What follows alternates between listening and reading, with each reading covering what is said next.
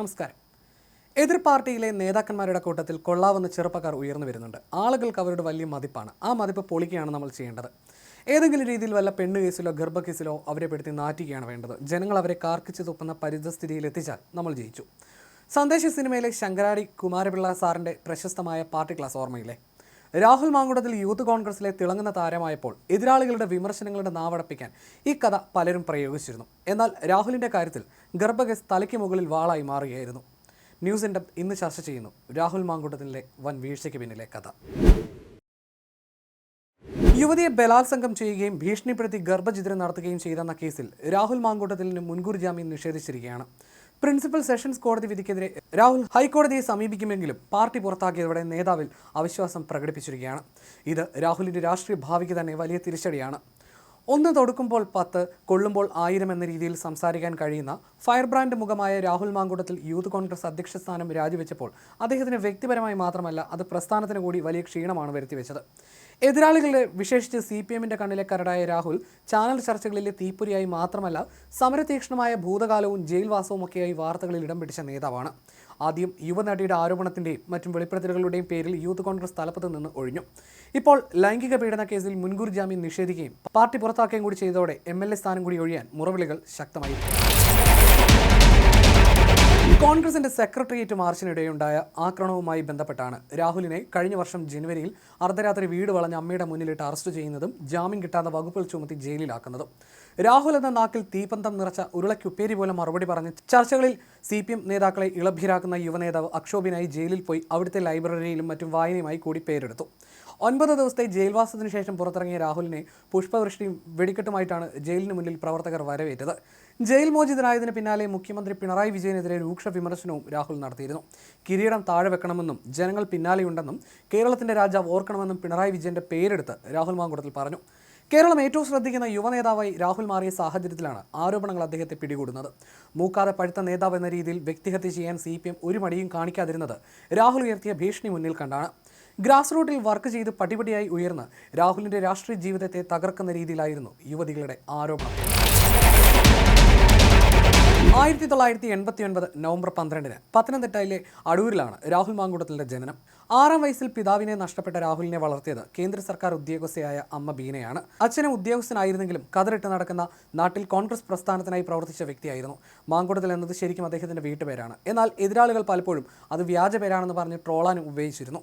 രാഹുലിന്റെ വീടിന് 10 കിലോമീറ്റർ അടുത്ത് മാങ്കുടത്തിൽ എന്നൊരു സ്ഥലവുമുണ്ട്. അവിടെയുള്ള ഒരു ബംഗ്ലാവ് രാഹുൽ മാങ്കുടത്തിന്റെ വീടാണെന്ന് പറഞ്ഞ് എതിരാളികൾ പ്രചരിപ്പിച്ചിരുന്നു.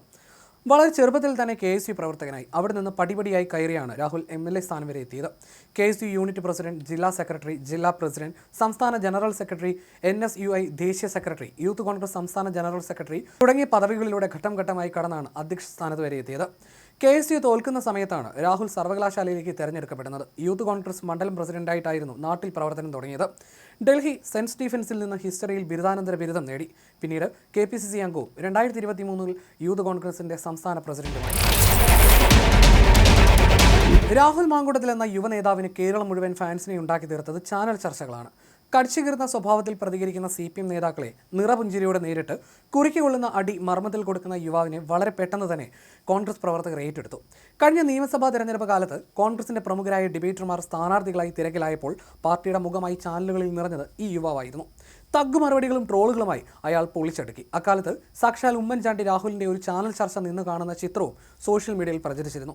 കേരയിൽ വിവാദം കൊടുമ്പിരി കൊള്ളുമ്പോൾ മനോരമ ന്യൂസ് സംഘടിപ്പിച്ച ഒരു ചർച്ചയാണ് രാഹുലിന് വലിയ രീതിയിൽ അംഗീകാരം നേടിക്കൊടുത്തത്. കേരയിൽ ജംഗ്ഷൻ എന്ന പരിപാടിയുടെ കോട്ടയം നട്ടാശ്ശേരിയിലെ വേദിയിലായിരുന്നു നാടകീയ രംഗങ്ങളുണ്ടായത്. രാഹുലിനെ കൂടാതെ DYFI നേതാവ് ജെയ്സി തോമസ്, BJP നേതാവ് ലിജിൻ ലാൽ, സമരസമിതി നേതാവ് മിനി കെ ഫിലിപ്പ് എന്നിവരായിരുന്നു അന്ന് ചർച്ചയിൽ പങ്കെടുത്തത്. ഒപ്പം നാട്ടുകാരും വിവിധ പാർട്ടി പ്രവർത്തകരും സദസ്സിലുണ്ടായിരുന്നു.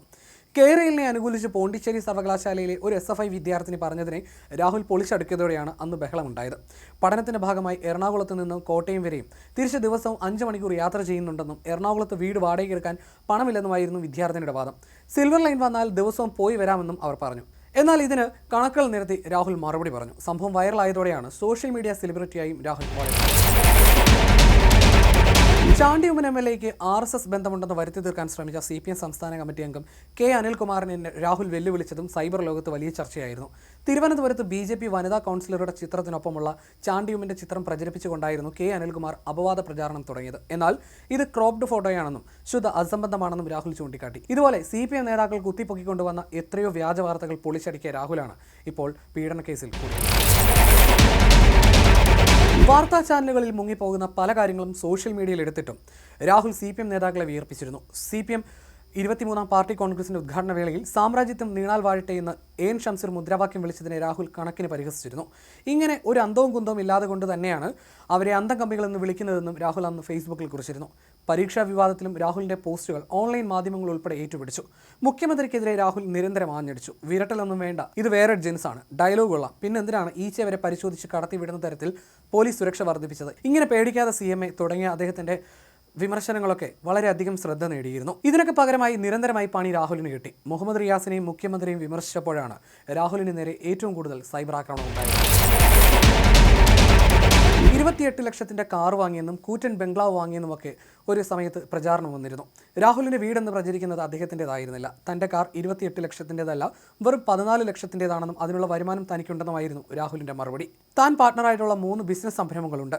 രാഷ്ട്രീയ പ്രവർത്തകർ സ്വയം പര്യാപ്തരായാൽ അത്രയ്ക്ക് അഴിമതി കുറയുമെന്ന് താൻ വിശ്വസിക്കുന്നു എന്നുമായിരുന്നു അന്ന് ആ ആരോപണത്തിന് രാഹുൽ മറുപടി പറഞ്ഞു. യുവനടിക്ക് അശ്ലീല സന്ദേശം അയച്ചതുമായി ബന്ധപ്പെട്ട വിവാദങ്ങളുടെ പശ്ചാത്തലത്തിലാണ് രാഹുൽ മാങ്കൂട്ടത്തിൽ യൂത്ത് കോൺഗ്രസ് സംസ്ഥാന അധ്യക്ഷ സ്ഥാനം രാജിവെക്കുന്നത്. അവിടെ മുതലാണ് രാഹുൽ ആരോപണങ്ങളിൽ കുടുങ്ങുന്നത്.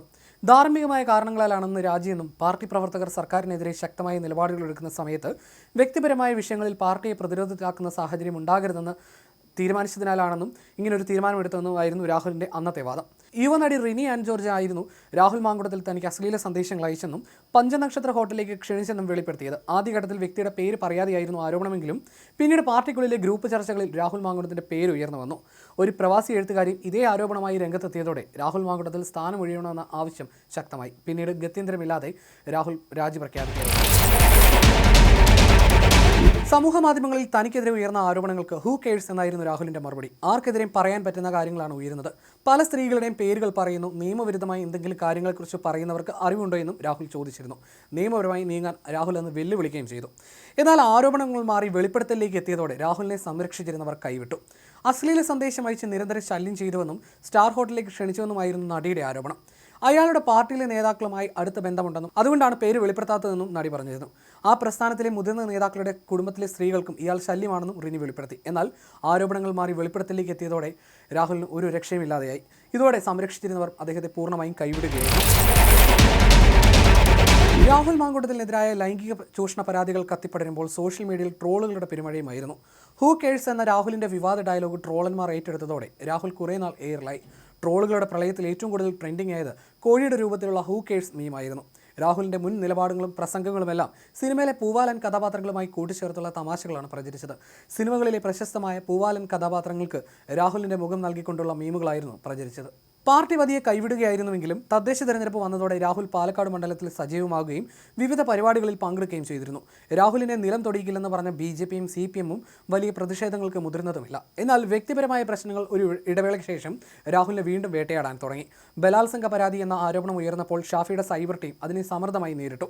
എല്ലാം നുണയെന്ന് സ്ഥാപിക്കാനും ശ്രമിച്ചു. എതിർഭാഗത്ത് ആരോപണങ്ങളുടെ മൂർച്ച കൂട്ടുന്നതിനിടെ രാഹുലിനെ പിന്തുണച്ചെത്തിയ ചിലർ അതിജീവിതയ്ക്കെതിരെ ഇട്ട പോസ്റ്റുകൾ വല്ലാതെ പ്രകോപനപരമായിരുന്നു. അതിജീവിത പരാതി കൊടുക്കാൻ അതും കാരണമായി. അതിജീവിത പരാതി കൊടുത്തതോടെ രാഹുൽ മുങ്ങി. പിന്നീട് നിയമ പോരാട്ടത്തിന്റെ വഴികൾ. അതിൽ ആദ്യ പോരാട്ടത്തിൽ രാഹുൽ വീഴുകയും ചെയ്തു.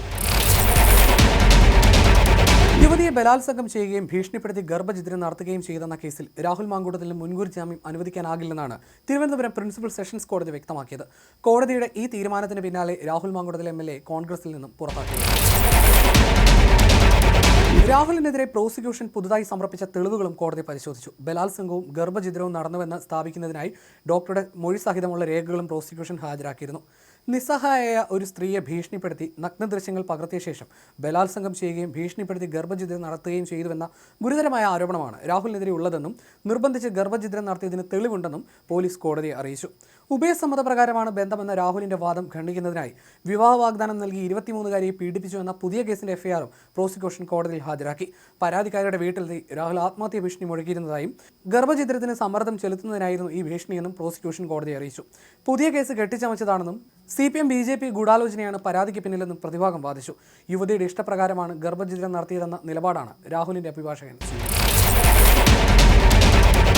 മുൻകൂർ ജാമ്യം നിഷേധിച്ചതോടെ രാഹുലിന്റെ അറസ്റ്റിന് ഇനി തടസ്സമില്ല. രാഹുലിന്റെ അവസാന ലൊക്കേഷൻ സുള്ളിയിലായിരുന്നു. അദ്ദേഹം 8ാം ദിവസവും ഒളിവിൽ തുടരുകയാണ്. രാഹുലിനെ ബംഗളൂരുവിൽ എത്തിച്ച ഡ്രൈവറെ കസ്റ്റഡിയിലെടുത്തിട്ടുണ്ട്. ഹൈക്കോടതിയിൽ അപ്പീൽ വിധി വരും വരെ രാഹുൽ ഒളിവിൽ തുടരുമോ എന്ന കാര്യത്തിൽ വ്യക്തതയില്ല.